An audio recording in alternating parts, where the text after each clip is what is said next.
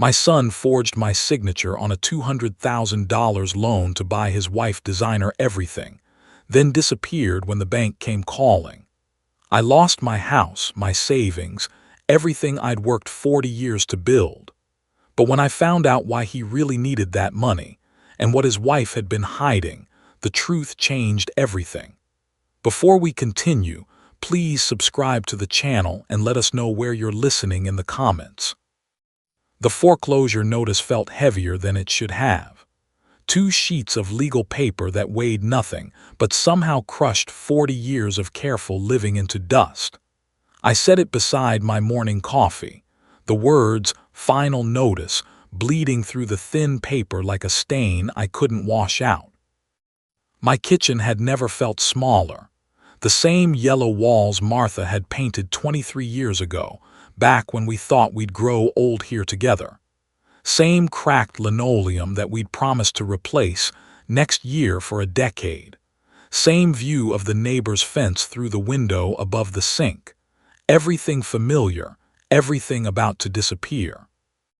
The bank's timeline was merciless. 30 days to pay $200,000 or lose the house. $200,000 I'd never borrowed, for a loan I'd never signed, backing a debt I'd never created.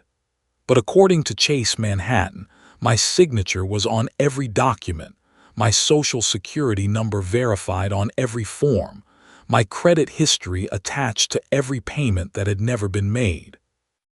Marcus. My son's name tasted like copper pennies when I thought it. 3 months since he'd last called, 6 months since he'd visited, a year since he'd looked me in the eye and told me everything was going well with his new business venture. The business that apparently required bankrupting his father to fund his wife's shopping addiction. The phone rang, cutting through my morning despair like a fire alarm. Unknown number, but I'd been getting a lot of those lately. Collection agencies, loan officers, lawyers representing creditors I'd never met for debts I'd never created. "Is this Robert Henderson?" The voice carried professional courtesy wrapped around steel determination. "Speaking." I braced myself for another conversation about payments I couldn't make for purchases I'd never authorized. "Mr. Henderson, this is Carol Brennan from Brennan Investigations. I understand you're dealing with some financial difficulties that may involve identity theft." Identity theft. The phrase sounded too clean, too technical for what had happened. Someone had stolen more than my identity. They'd stolen my future, my security, everything I'd built since Martha died. "Who's asking?" "Your neighbor, Mrs. Patterson, gave me your number. She's concerned about the situation and thought you might need professional help." Ruth Patterson, 82 years old, lived next door for 15 years, brought me casseroles after Martha's funeral, and apparently paid more attention to my business than I realized. "I can't afford an investigator, Miss Brennan." "It's Mrs. Brennan, and my initial consultation is free. Sometimes these cases resolve themselves once we start asking the right questions in the right places." Something in her tone suggested she already knew more than she was saying. I agreed to meet her at noon, if only to have someone else confirm what I already suspected. My son had destroyed me financially and disappeared like smoke when the consequences arrived. Carol Brennan looked nothing like the private investigators in television shows. Mid-50s, gray hair pulled back in a practical ponytail, wearing jeans and a University of Ohio sweatshirt. She drove a 10-year-old Honda that had seen better decades, and she carried herself with the quiet confidence of someone who'd spent years uncovering other people's secrets. We sat in my living room, surrounded by boxes I'd started packing before realizing I had nowhere to go. She declined coffee but accepted a glass of water, pulling out a leather notebook that had seen extensive use. "Tell me about your relationship with your son," she said without preamble. I found myself talking for 20 minutes without stopping. About Marcus's childhood, his marriage to Vivian 3 years ago, the gradual distance that had grown between us since the wedding. About phone calls that became texts, texts that became silence, promises to visit that never materialized. "When did you first notice financial irregularities?" Carol asked, her pen moving steadily across the page. "6 weeks ago. Credit card statement came with charges I'd never made. Designer stores, expensive restaurants, a jewelry purchase for $8,000.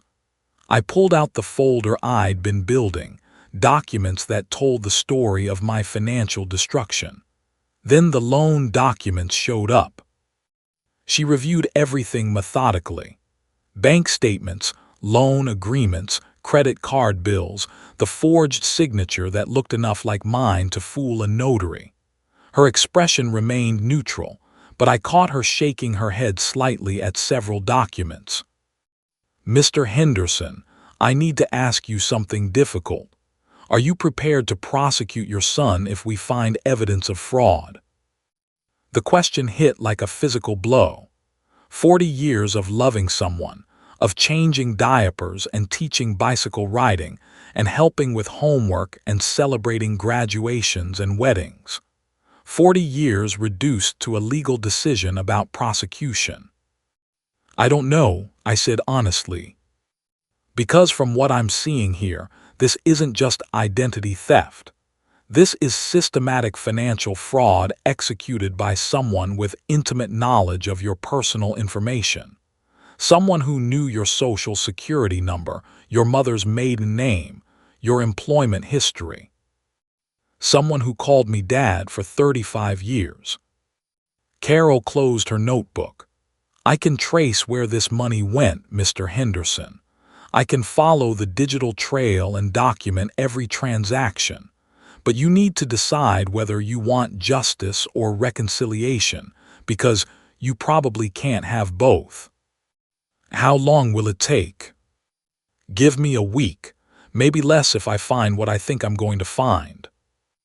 After she left, I sat in my living room surrounded by boxes and memories, thinking about justice versus reconciliation. Martha would have known what to do. She always knew how to balance love and accountability, how to hold people responsible while still holding onto hope. The foreclosure notice sat on my kitchen table like a countdown timer. 26 days remaining. Carol Brennan called me at 7:30 the next morning, her voice tight with controlled anger. "Mr. Henderson, we need to meet. Can you come to my office this morning?"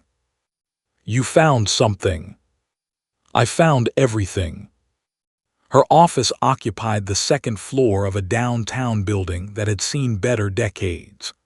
Functional furniture, filing cabinets that had been repurposed multiple times, coffee that tasted like it had been brewing since Tuesday. But her computer setup looked expensive and professional, multiple monitors displaying spreadsheets and bank records that told stories I wasn't sure I wanted to hear. "Sit down," she said, gesturing to a chair facing her desk. "This is going to be difficult." She pulled up a series of financial records, transactions arranged chronologically like evidence in a courtroom. The story they told was worse than I'd imagined. "The initial loan was taken out 18 months ago," she began, highlighting entries with her cursor. $200,000 secured against your property, with forged documentation that's actually quite sophisticated. 18 months, but I only found out 6 weeks ago. Because the payments were being made, every month on time, minimum amounts that kept the loan current. She clicked to another screen. The money came from a separate account, funded by additional credit cards taken out in your name. My stomach dropped. More credit cards. 17 of them. Total credit limit of $340,000, all maxed out within the first year. Her tone remained professional, but I caught the underlying disgust. Your son created a house of cards, using new credit to pay old debt, kiting payments between accounts to keep everything current until the system collapsed. What caused it to collapse? Carol hesitated, her fingers hovering over the keyboard. Mr. Henderson, what I'm about to show you is going to hurt. Are you sure you want to see this? I nodded, though I wasn't sure of anything anymore. She pulled up a series of bank statements from an account I'd never seen before. Deposits and withdrawals that painted a picture of systematic financial abuse. Designer clothing stores, luxury car payments, exotic vacations, jewelry purchases that cost more than most people's annual salary. This is where the money went, she said quietly. Your son wasn't funding a business venture. He was funding his wife's lifestyle. The numbers blurred together. $8,000 at Nordstrom, $15,000 at Cartier, $25,000 for a weekend in the Bahamas, $30,000 for a designer handbag that cost more than my first car. Hundreds of transactions that added up to financial devastation. But there's something else, Carol continued, her tone shifting. Something that changes the entire situation. She pulled up medical records, insurance claims, hospital bills that told a different story entirely. Your daughter-in-law has been undergoing cancer treatment for the past 2 years. Experimental procedures not covered by insurance. Clinical trials that require cash payment up front. The room spun slightly. Cancer treatment. All those luxury purchases, all that money I thought had been wasted on vanity and status symbols. The designer clothes, the expensive jewelry, Carol continued, they're not what they appear to be. Look at this. She showed me receipts that revealed the truth. Designer items purchased new, worn once for photographs, then immediately resold at consignment shops. The Cartier jewelry bought at full price, then sold to collectors for 60% of retail value. Luxury vacations that existed only on social media, elaborate photo shoots designed to maintain appearances while liquidating assets. They weren't living lavishly, I realized, the truth hitting like cold water. They were converting credit into cash to pay for treatment. Exactly. Your son forged your signature and destroyed your credit to save his wife's life. The luxury lifestyle was a front, a way to hide the medical expenses from friends and family who might ask uncomfortable questions. I leaned back in the chair, trying to process this revelation. Everything I thought I knew about the situation had been wrong. Marcus hadn't betrayed me for greed or status. He'd betrayed me out of desperation, love, and the kind of fear that drives people to unthinkable choices. Where are they now? I asked. Carol pulled up another screen, showing recent activity. The trail goes cold 3 months ago. Last known address was an apartment complex in Phoenix, but they moved out without leaving forwarding information. The medical records show Vivian was enrolled in a clinical trial at the Mayo Clinic through January. Is she? I don't know. Patient information is confidential, and they've gone dark on all digital communications. Carol closed her laptop. Mr. Henderson, I need to ask again. What do you want to do with this information? I stared out her office window at the street below, watching ordinary people going about ordinary lives that didn't include impossible choices between family loyalty and financial survival. I need to find them, I said finally. That might not be possible, and even if you do, it won't change your legal situation. The debt still exists, the loans are still in default, and the bank doesn't care why the money was borrowed. I understand that. But I need to know if she's alive. I need to know if my son is okay. I need to know if destroying my life actually saved hers. Carol nodded slowly. That I can help you with. Give me another week. The call came at 6 a.m. on a Tuesday morning. Carol's voice carried exhaustion and something else. Relief, maybe, or vindication. I found them, she said without preamble. Phoenix, like I thought. Vivian's alive, Mr. Henderson. The treatment worked. She's in remission. I felt something unlock in my chest, a tension I hadn't realized I'd been carrying. And Marcus. Working 3 jobs to pay rent and buy groceries. They're living in a studio apartment, no furniture except what they absolutely need. He's trying to rebuild their lives from nothing. Does he know about the foreclosure? I think he's been afraid to check, afraid to face what he did to you. I looked around my kitchen, at the boxes packed with 40 years of memories, at the foreclosure notice that had been joined by 3 more legal documents. 22 days remaining. Can you get me his address? Mr. Henderson, I have to advise you that confronting him directly might not be the best approach. There are legal considerations, emotional factors. I'm not going to confront him, I interrupted. I'm going to see my son. The flight to Phoenix cost $340, money I couldn't afford to spend.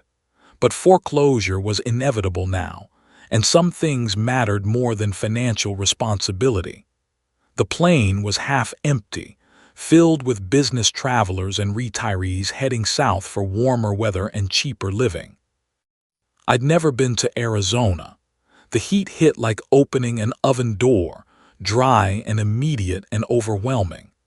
The taxi driver was a chatty guy who'd moved from Detroit 10 years ago, chasing construction work and year-round golf weather. First time in Phoenix, he asked, navigating traffic that moved with desert urgency. Yeah, visiting family. Family's important, especially when they're scattered all over the country. Kids move away, you got to travel to see the grandkids, right? Something like that. The apartment complex sat on the outskirts of the city, a collection of beige buildings that looked like they'd been constructed quickly and maintained reluctantly. Cars with dents and faded paint filled the parking lot. Air conditioning units hummed constantly, fighting the desert heat with mechanical determination. Building C, apartment 214. I climbed external stairs that radiated heat through my shoes, following numbers painted on concrete walls. The door was thin, the kind that didn't block sound or provide much security. I stood there for 5 minutes, listening to my own heartbeat, trying to decide what to say to the son who had destroyed my life to save his wife, trying to find words that could bridge the gap between love and betrayal, between understanding and accountability. Finally, I knocked.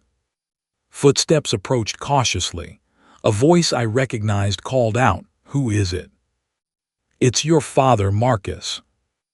The silence that followed lasted forever. I heard whispered conversation, urgent and panicked. Then the deadbolt turned and the door opened slowly. Marcus looked like he'd aged 10 years in the 18 months since I'd seen him. Thinner, gray threading through his brown hair, lines around his eyes that spoke of sleepless nights and impossible choices. He wore a uniform shirt from a delivery company, the kind of job that paid hourly wages and offered no benefits. "Dad," his voice cracked like a teenager's, "how did you find us?" "Can I come in?" He stepped aside reluctantly, revealing a studio apartment that contained less furniture than my living room. A mattress on the floor, 2 folding chairs, a card table that served as desk and dining area. No television, no decorations, nothing that suggested comfort or permanence. Vivian sat on the mattress, wearing a scarf that covered her head and clothes that hung loose on a frame that had lost too much weight too quickly.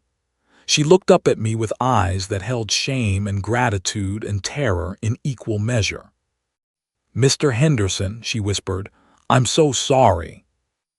I looked at my son, at his wife, at the life they'd built from the wreckage of mine, and felt 40 years of parenting instincts override 18 months of anger. "How are you feeling, Vivian?" The question surprised everyone, including me. But it was the right question, the only question that mattered in that moment. "Better," she said, tears starting to flow. "The treatment worked. I'm in remission. The doctors think. They think I might be okay." Marcus stepped between us, his body language defensive and protective. "Dad, I know what you must think of me. I know what I did was unforgivable. But she was dying, and the insurance wouldn't cover the experimental treatment, and we'd already spent everything we had." "I know," I said quietly. "You know," his defenses crumbled slightly. "Know what?" "I know about the cancer. I know about the treatment. I know where the money really went." I sat down in one of the folding chairs, the metal creaking under my weight. The apartment felt like a prison cell, small and airless and temporary. "I hired an investigator," I continued. "She traced every transaction, every payment, every dollar you stole from me." Vivian made a sound like a wounded animal. Marcus's face went white. "And I know you weren't living the high life," I said, looking directly at my son. "I know you were liquidating luxury items to pay for treatment. I know you worked 3 jobs while she went through chemo. I know you sacrificed everything, including your relationship with me, to keep her alive." The silence that followed was broken only by the air conditioning unit's mechanical wheeze, and the sound of Vivian crying softly. "That doesn't make it right," Marcus said finally. "I stole from you. I forged your signature.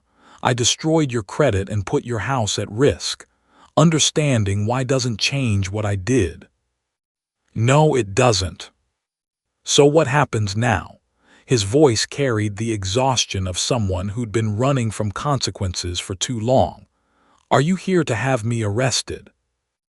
I looked around the apartment again, at the evidence of lives rebuilt from nothing, at 2 people who'd paid every possible price except the legal one. "I'm here because you're my son," I said simply. "And because she's alive, and because sometimes understanding does matter, even when it doesn't change the consequences." Marcus collapsed into the other folding chair, his composure finally breaking completely. "I'm sorry, Dad. God, I'm so sorry. I didn't know what else to do. The doctors said she had 6 months without the treatment, maybe 12 with it, but insurance called it experimental and refused to cover anything. We'd already mortgaged our house, maxed out every credit card, borrowed from everyone we knew. And then you thought of your father's good credit," I finished. "I told myself it was a loan, that I'd pay it back before you ever knew about it. I had business plans, investment opportunities that were supposed to generate enough cash to cover everything." He laughed bitterly. "But cancer doesn't wait for business plans, and medical bills don't care about investment timelines." Vivian spoke for the first time since apologizing. "It was my idea to disappear. When the treatment ended and Marcus realized how much he owed, I told him we should run. I was so ashamed of what we'd done to you, so grateful to be alive, so terrified of facing the consequences." "Where did you think you'd run to?" I asked. "Nowhere, really. We just wanted to buy time to figure out how to make it right.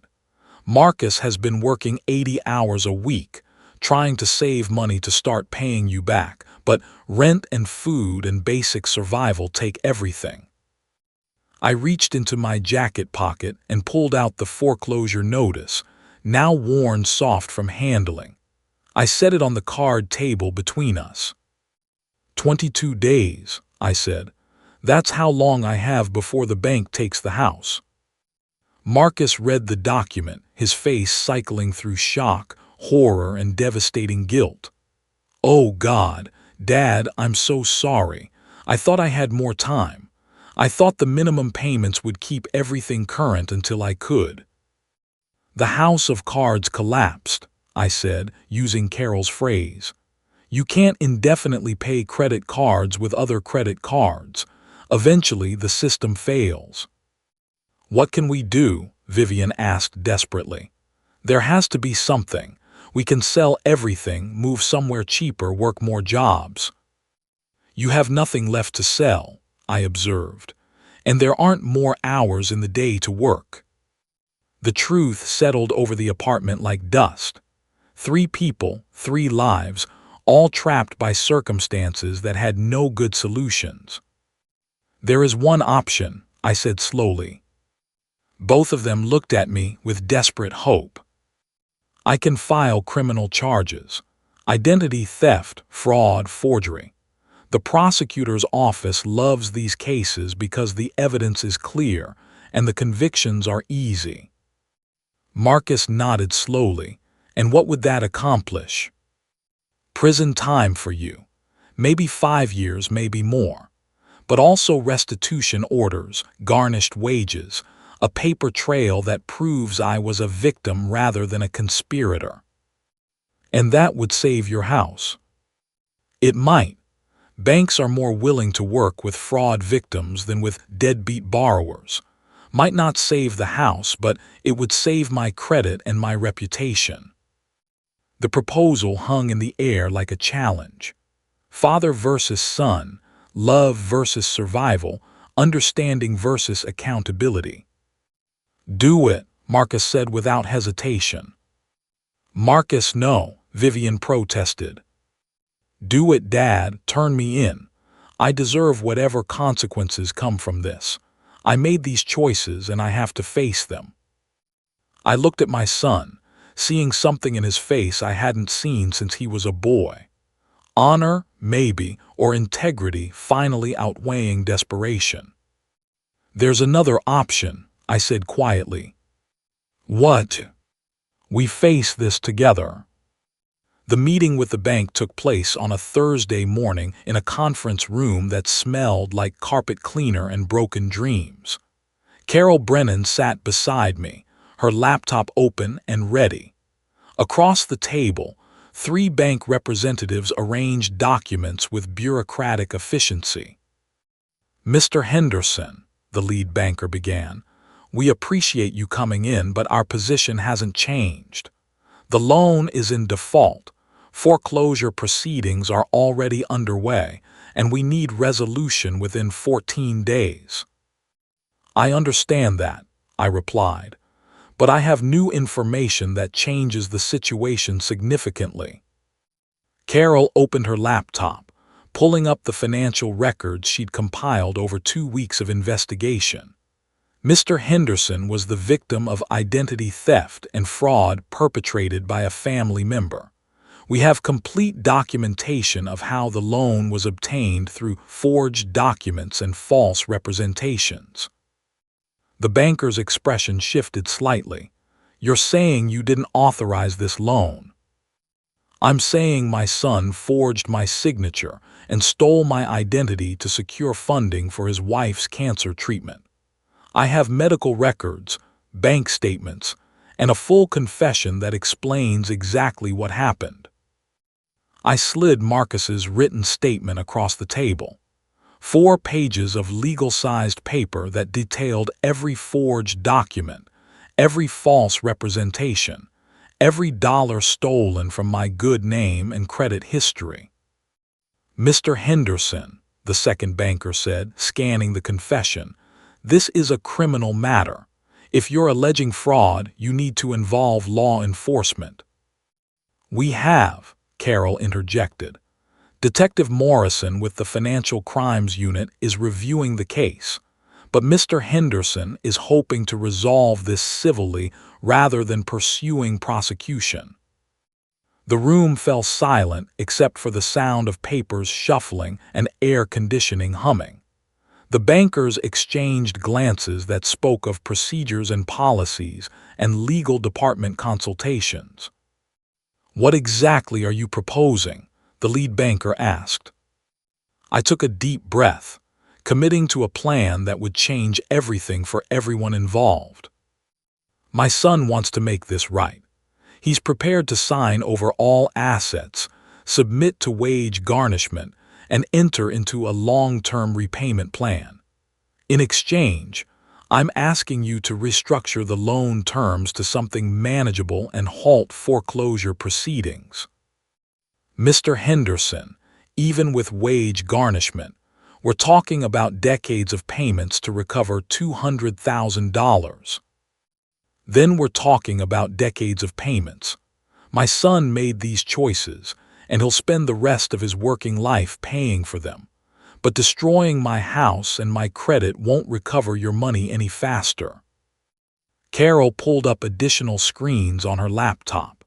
"We've calculated potential recovery under various scenarios. Foreclosure and civil judgment would net approximately 60% of the outstanding balance over 5 years. Long-term wage garnishment and asset seizure would recover the full amount over 20 years.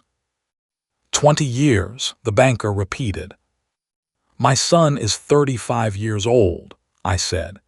"He'll be 55 when this debt is paid off. That's 20 years of garnished wages, 20 years of financial supervision, 20 years of consequences for 18 months of desperation." The meeting lasted 3 hours. Forms were completed, signatures notarized, payment schedules calculated down to monthly amounts that would leave Marcus with barely enough income for basic survival. But when we left that conference room, my house was safe, and my son had a path toward redemption that didn't involve prison bars. Marcus flew back to Ohio the following week. He moved into my spare bedroom, the same room he'd occupied as a teenager, surrounded by boxes packed with possessions he'd never see again. Vivian stayed in Phoenix, continuing her cancer follow-up appointments while working part-time at a medical billing company. Living with my adult son felt strange at first. He left for work before dawn, delivered packages for 12 hours, came home exhausted and covered with sweat and road dust.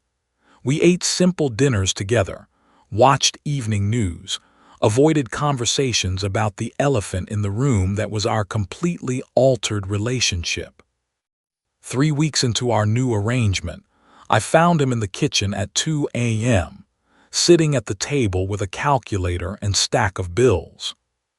"Can't sleep?" I asked, trying to figure out how to send money to Vivian for her medications while still making the loan payment. He looked up from his calculations, eyes red with fatigue. "The numbers don't work, Dad.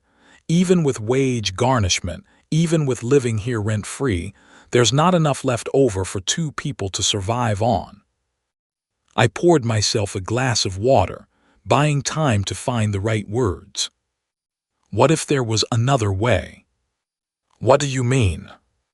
"What if instead of destroying your life to pay for your mistakes, we found a way to rebuild together?" Marcus set down his pen. "I don't understand." I sat across from him at the table, in the same chairs where Martha had helped him with homework 20 years ago. "I'm 68 years old. I have a house that's too big for one person, a pension that covers my basic needs, and no family except you and Vivian. What if instead of punishment we focused on rebuilding?" "Dad, I stole $200,000 from you. I destroyed your credit, put your house at risk, betrayed your trust in the worst possible way. Rebuilding doesn't erase that." "No, it doesn't, but punishment doesn't heal anything either." I reached across the table, covering his hand with mine. "Your wife is alive because of choices you made. Wrong choices, illegal choices, but choices made from love and desperation. That has to count for something." "What are you proposing?" We tell the bank that you're permanently moving in here to provide elder care assistance. That qualifies for a modified repayment schedule under their hardship guidelines. We combine our incomes, split expenses, and pay off the debt together as a family. Marcus stared at me like I'd suggested flying to the moon. Instead of 20 years of financial slavery, I continued, we're talking about maybe 7 or 8 years of shared sacrifice. You get to live with dignity, Vivian gets the medical follow-up she needs, and I get my family back. You do that for me, after what I did to you. I do that because of who you are, not despite what you did. You made terrible choices for good reasons. That doesn't excuse the choices, but it doesn't erase the reasons either. He cried then, quietly, the way men cry when they think no one is watching. 40 years of being his father told me to look away, to give him privacy for his breakdown. But something told me this moment required witnessing, required presence, required the uncomfortable intimacy of shared grief. I don't deserve forgiveness, he said finally. Probably not, but you're getting it anyway. The restructured payment plan was approved 6 weeks later. Marcus legally became my live-in caregiver, qualifying for hardship modifications that reduced monthly payments from impossible to merely challenging. Vivian flew back from Phoenix, moving into our guest room while she continued cancer recovery and job searching.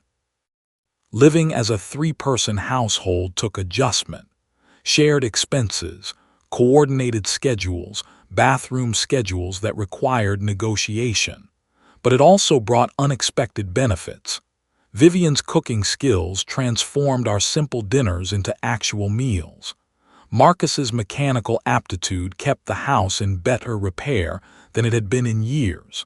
And I discovered that having family around made every day feel more purposeful. The debt would be paid off in 2031, assuming steady employment and no major emergencies. Marcus would be 43, Vivian 41, me 76. A significant chunk of our lives dedicated to resolving 18 months of financial fraud. But not a life sentence, not a family destroyed by impossible circumstances. 6 months into our new arrangement, I found Vivian in the backyard garden Martha had planted 15 years ago, pulling weeds from flower beds that had been neglected since my wife's death. You don't have to do that, I said. I want to. These gardens are beautiful, but they need attention. She sat back on her heels, dirt on her gloves and satisfaction in her expression. Your wife had excellent taste in flowers. Martha loved this yard, spent hours out here every weekend, planning what to plant where. I can see why. There's something peaceful about working with growing things. We worked together in comfortable silence, pulling weeds and trimming back overgrown bushes. Vivian's hair had started growing back from chemotherapy, soft and silver, and completely different from the long brown hair she'd lost to treatment. Mr. Henderson, she said eventually, I need you to know something. I looked up from the roses I was pruning. When I was going through treatment, when things looked really bad, I told Marcus to let me die rather than destroy your life. I begged him to stop the experimental procedures, to accept hospice care, to preserve what was left of our savings and your relationship. The pruning shears felt heavy in my hands. He refused, she continued. He said no one gets to choose who lives and who dies based on money. He said he'd rather face your anger than live with my death, even if facing your anger meant losing everything else. Vivian. He loves you, Mr. Henderson. He betrayed you because he loves me, but he spent every day since then hating himself for what he did to someone he loves just as much. She returned to her weeding, giving me space to process her words. I thought you should know that. That evening, over one of Vivian's carefully prepared meals, I looked at my son and daughter-in-law across the table and felt something I hadn't experienced since Martha died. Family. Not the family I'd planned, not the family I'd expected, but family nonetheless. "How far would you go for family?" I said aloud, the question that had been haunting me for months. Marcus and Vivian exchanged glances. "Too far, apparently," Marcus said ruefully, "but not far enough if that makes any sense." It did make sense. Love makes us capable of both magnificent sacrifice and terrible choices, sometimes simultaneously. The challenge isn't avoiding those choices, but learning to live with their consequences while preserving what matters most. "I have something for you," I said, reaching into my shirt pocket. I pulled out a folded piece of paper and handed it to Marcus. He opened it carefully, his expression shifting from curiosity to confusion to overwhelming relief. "It's a letter to the prosecutor," I explained, requesting that criminal charges be dropped in light of family reconciliation and full civil restitution. "Dad, you don't have to." "Yes, I do. Not because you don't deserve consequences, but because you're facing them in a way that builds instead of destroys." I looked at both of them. We're not just paying off a debt. We're rebuilding trust, repairing relationships, proving that families can survive impossible choices if everyone commits to doing the work. Vivian was crying quietly, the way people cry when relief finally outweighs fear. "Besides," I added, "I need someone to help me figure out health insurance when I turn 70, and Vivian makes better coffee than anyone I've ever met." The laughter that followed wasn't quite natural yet, but it was genuine. A family learning to be a family again, one difficult conversation at a time. 18 months later. The last payment cleared on a Tuesday morning in May. Marcus called me from work, his voice shaking with emotion and disbelief. "It's done, Dad. The loan is paid off. The bank sent confirmation that the lien is released." I sat in my kitchen, looking at the same yellow walls Martha had painted, the same cracked linoleum we'd never replaced, the same view of the neighbor's fence. Everything familiar, everything that had almost been lost, everything that now felt like home again. "How does it feel?" I asked. "Like I can breathe for the first time in 3 years." That afternoon, the three of us sat in the backyard, in Martha's restored garden that Vivian had brought back to life with patient care and persistent attention. The flowers bloomed in careful arrangements, colors coordinating the way Martha had planned but never seen fully realized. "So what now?" Vivian asked. "We're free to make our own choices for the first time since this whole nightmare started." Marcus reached for her hand. "I know what I want to do." "What?" "Buy this house from Dad when he's ready to sell it. Keep the family here, maybe add some bedrooms for grandchildren someday." I felt tears start, the good kind that comes from unexpected joy rather than accumulated grief. "I'm not ready to sell," I said, "but I'm ready to share ownership, partners in a family home instead of debtor and creditor." "Partners," Marcus repeated. "I like the sound of that." The evening news that night featured a story about families struggling with medical debt, the impossible choices people face when insurance doesn't cover life-saving treatments. I found myself thinking about all the Marcuses out there, all the Vivians fighting for their lives, all the parents who might wake up one morning to discover their adult children had destroyed their financial security out of love and desperation. "How far would you go for family?" I said aloud. "As far as it takes," Marcus answered without hesitation. "But hopefully next time we'll find a way to go that far together instead of apart." "There won't be a next time like this," Vivian added firmly. We've learned too much about communication and trust to ever let pride and fear make our decisions again. I hoped she was right, but I also knew that life has a way of testing families in unexpected ways, and love sometimes requires us to make choices that seem impossible until we're forced to make them. The difference now was that we'd make those choices together. 2 years later, the phone call came on a Sunday morning while we were having breakfast. Marcus answered, his expression shifting from casual to concerned to something approaching panic. "That was Detective Morrison," he said, hanging up. "Remember Carol Brennan's investigation? Apparently, it uncovered something bigger than just my fraud case." "What do you mean?" Vivian asked, setting down her coffee cup. "There's a whole network. Identity theft ring targeting elderly homeowners with good credit. They've been using my case as evidence to prosecute 17 other people involved in similar schemes." I felt my stomach tighten. "Are you in trouble again?" "The opposite. They want me to testify against the people who taught me how to forge the documents, how to manipulate credit applications, how to create fake businesses to justify large loans." The kitchen fell silent except for the familiar hum of the refrigerator and the distant sound of neighborhood lawn mowers.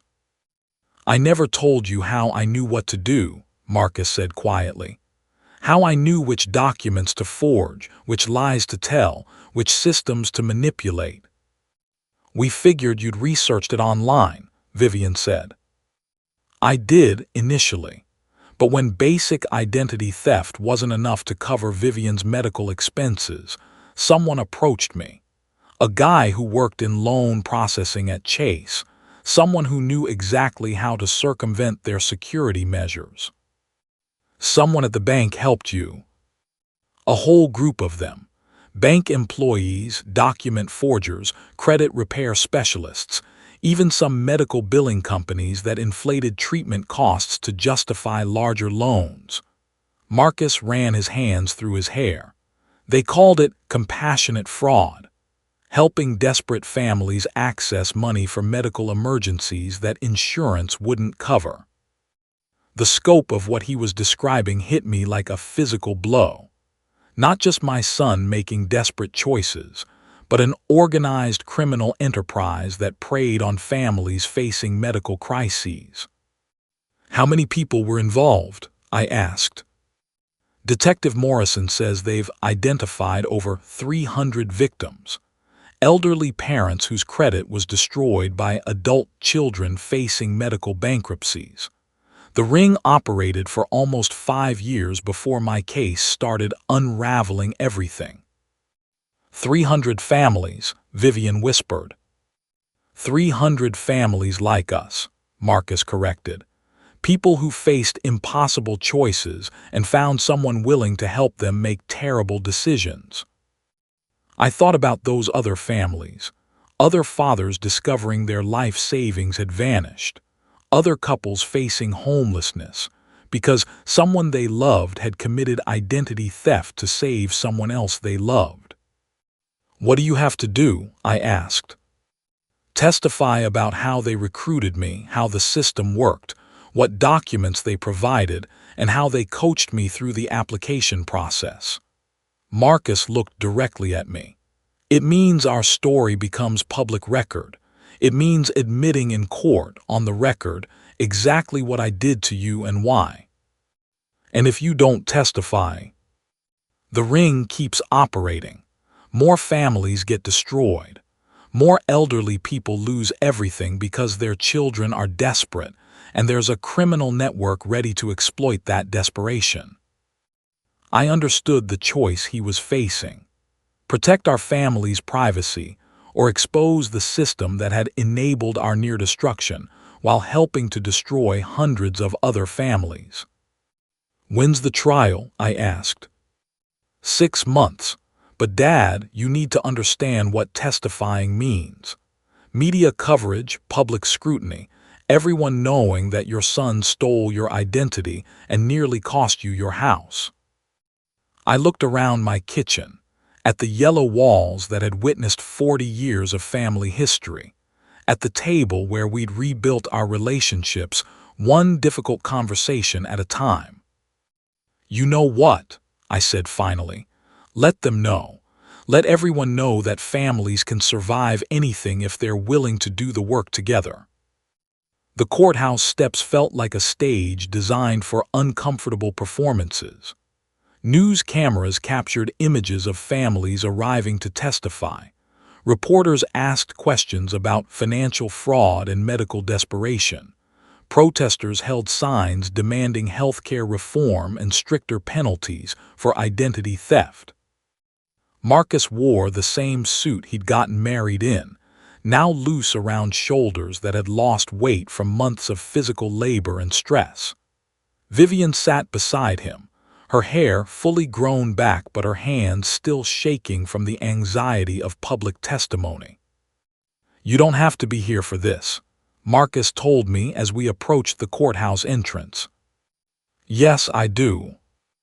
Dad, they're going to ask you about the impact of my fraud, about losing your house, your credit, your financial security. You're going to have to quantify the damage I did to your life. And I'm going to tell them about the family we rebuilt afterward, about the relationships we repaired and the trust we earned back and the life we built together." Inside the courthouse, the prosecution laid out their case with methodical precision. Bank records, forged documents, victim impact statements that painted a picture of systematic financial abuse targeting vulnerable elderly Americans. When my turn came to testify, the prosecutor asked the questions I'd expected. "Mr. Henderson, can you describe the financial impact of your son's fraud?" Initially, nearly $200,000 in debt I'd never authorized, foreclosure proceedings on my family home, destroyed credit that took 2 years to repair. And the emotional impact. I looked across the courtroom at Marcus, sitting beside his attorney, prepared to face whatever consequences this testimony might bring.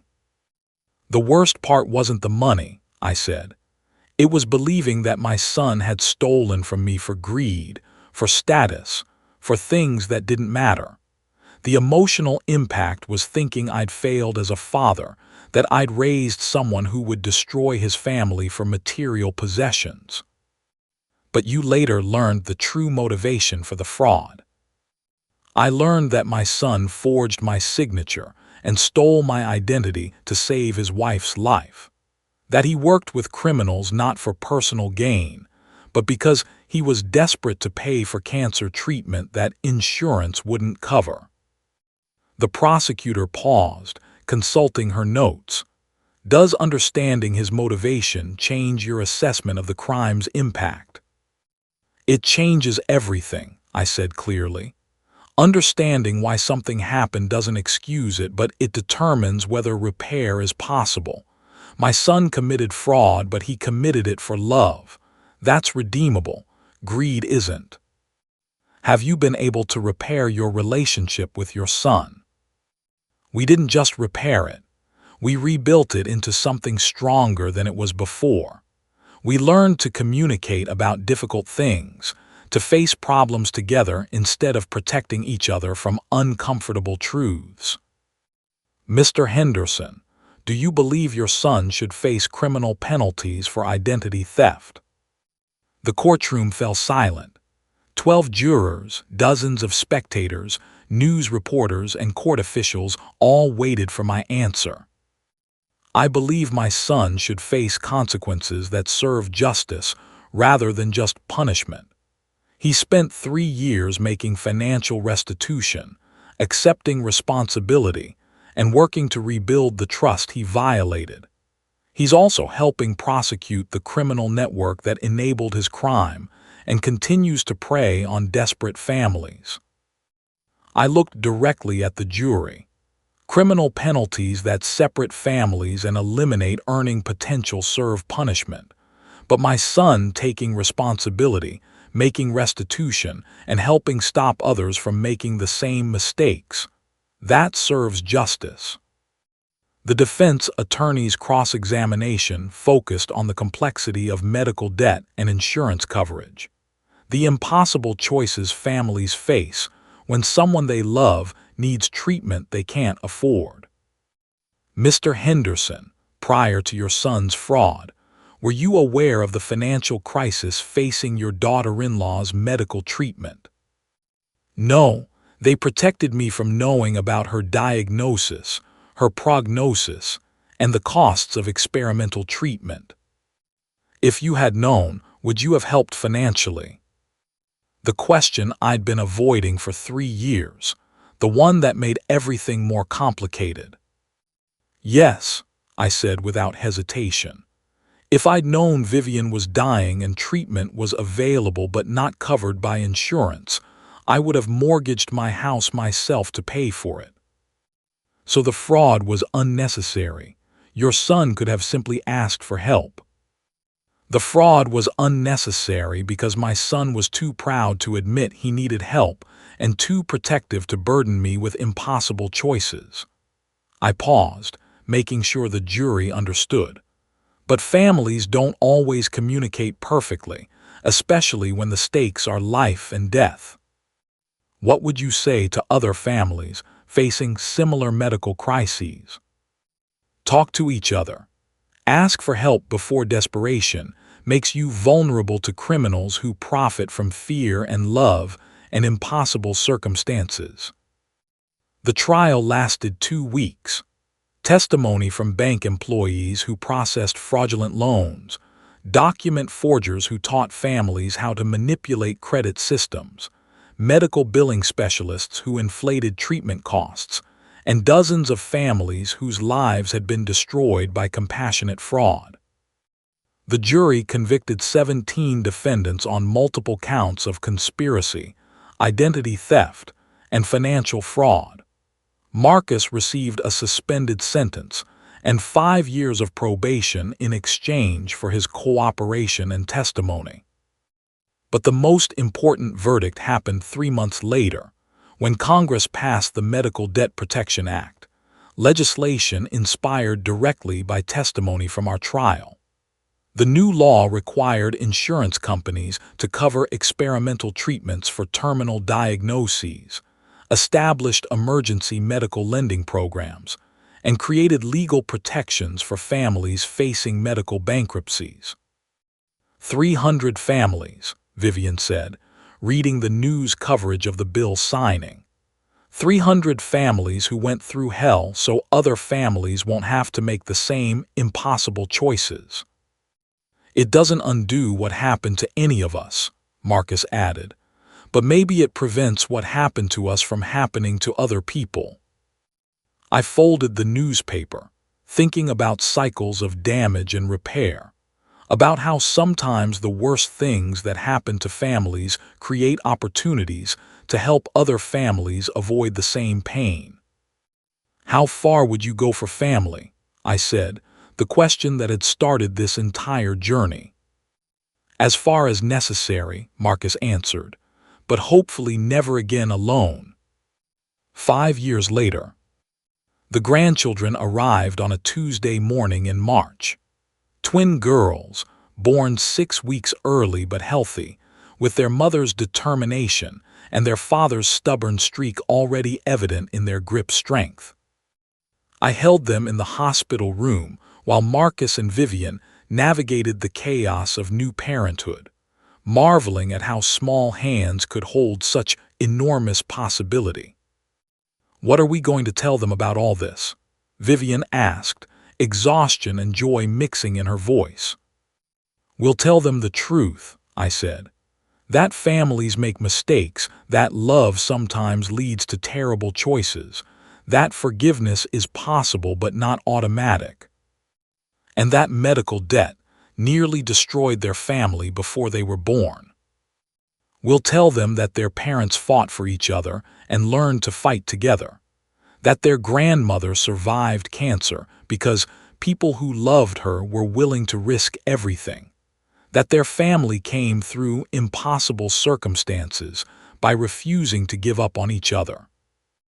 Marcus took one of his daughters from my arms, studying her face with the concentration of someone trying to memorize every detail.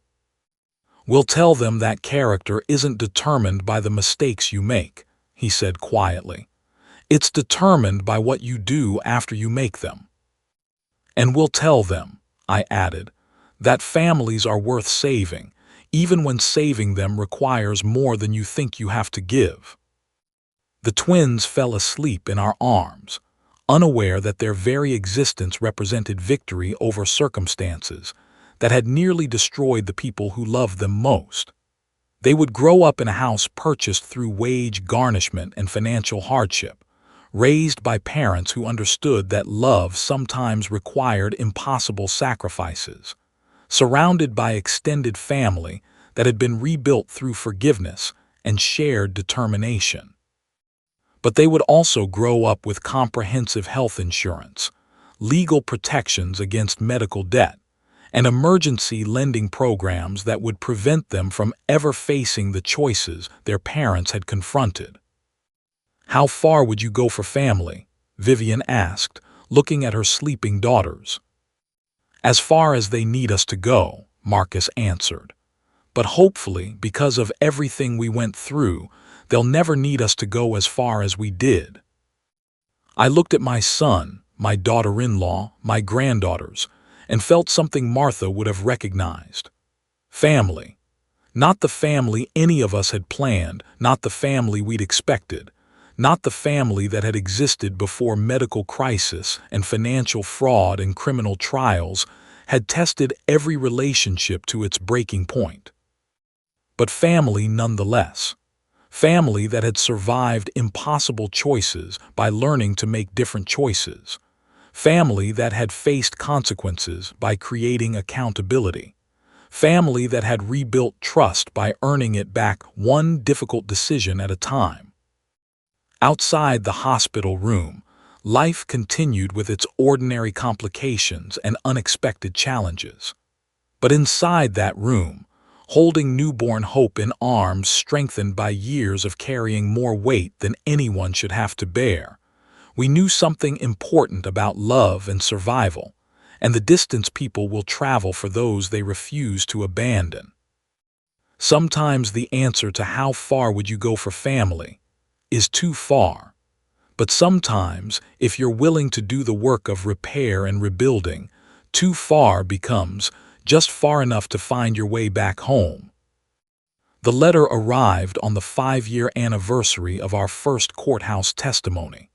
Heavy paper, official letterhead, the kind of correspondence that usually brought bad news but occasionally delivered vindication. "Dad," Marcus called from the kitchen, "you need to see this." I found him standing by the window, morning light streaming across a document that carried the seal of the state attorney general's office. "What is it?" "Recognition letter. The Medical Debt Protection Act has prevented an estimated 12,000 families from facing the kind of financial fraud we went through. They're calling our testimony instrumental in exposing systematic exploitation of medical emergencies." I took the letter, reading words that transformed our family's worst experience into something approaching meaning. 12,000 families, I repeated. 12,000 families who didn't have to choose between letting someone die or destroying someone else's financial future. Vivian appeared in the doorway, twins balanced on her hips with the practiced efficiency of experienced motherhood.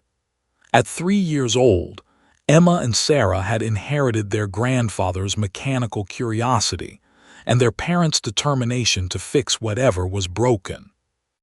"What's all the excitement about?" she asked. "Grandpa saved 12,000 families," Emma announced with 3-year-old certainty. "We all did," I corrected gently. Mommy and Daddy and Grandpa worked together to help other families not get hurt the way we got hurt. Like superheroes? Sarah asked. Like family, Marcus said. Sometimes being family means doing hard things to protect other families. The twins processed this with the seriousness that children bring to concepts they don't fully understand, but recognize as important. Are we still in trouble? Emma asked. No, sweetheart. The trouble is over. We fixed what was broken, and now we help other people fix what's broken for them. That afternoon, I found myself in Martha's garden, now maintained by 3 generations of family who had learned to tend growing things with patient attention. The flowers bloomed in carefully planned arrangements, colors coordinating the way Martha had envisioned, but needed Vivian's expertise and Marcus's physical labor and my oversight to fully realize. A family garden, a family home, a family story that had begun with betrayal and desperation, but evolved into something approaching redemption. My phone buzzed with a text message. Carol Brennan, the investigator who had started everything by following paper trails and asking uncomfortable questions, saw the news about the recognition letter. Congratulations on turning a nightmare into something that helps other people. I typed back, thank you for helping us find the truth. Without understanding what really happened, we never could have figured out how to move forward. That's what truth is for, not just understanding the past, but building a better future. Building a better future. I looked around the garden, at the house where 3 generations now live together, at the life we'd reconstructed from the wreckage of medical crisis and financial fraud and family betrayal. How far would you go for family? The question that had haunted me for years now felt less like a challenge and more like a compass. A way of measuring not just what people were willing to sacrifice, but what they were willing to rebuild afterward. The answer, I'd learned, wasn't about distance. It was about direction. It was about choosing to move toward each other rather than away, about facing consequences together rather than apart, about building something stronger from the pieces of what had been broken. Marcus appeared at the back door, work clothes dusty from another day of honest labor that paid down debts and built up dignity. Dad, he called, Vivian's making that roast you like. Dinner in 20 minutes. I waved acknowledgement, taking one more moment in Martha's garden to appreciate what we'd grown together. Not just flowers and vegetables, but relationships and trust, and the kind of family bonds that could survive anything if everyone committed to doing the necessary work. Inside, the kitchen smelled like home-cooked meals and family conversation. The twins argued over toys while their parents navigated the controlled chaos of everyday life. The same yellow walls Martha had painted now witnessed a different generation learning how to be family together. How was your day? Vivian asked, the question that had replaced, how are we going to survive this, as our standard evening greeting. Good, I said, meaning it completely. How far would you go for family? As far as necessary, Marcus answered automatically, the response we'd perfected over years of asking and answering the same question. And how far is necessary? Sarah asked from her high chair, curious about the conversation she didn't understand but recognized as important. I looked around the table at faces that had seen the worst and best of what love could accomplish, at family that had been tested by impossible circumstances and emerged not unbroken, but stronger in the places where we'd been forced to heal. Just far enough, I said, to find your way back home. The twins nodded solemnly, filing this adult wisdom away for future reference. Someday, they would understand that home wasn't just a place, but a commitment, a promise to keep showing up for each other, even when showing up required more than any of us thought we had to give. But for now, they were content with dinner and family conversation, and the security of being surrounded by people who had proven that love could survive anything, even itself. How far would you go for family? Share your thoughts.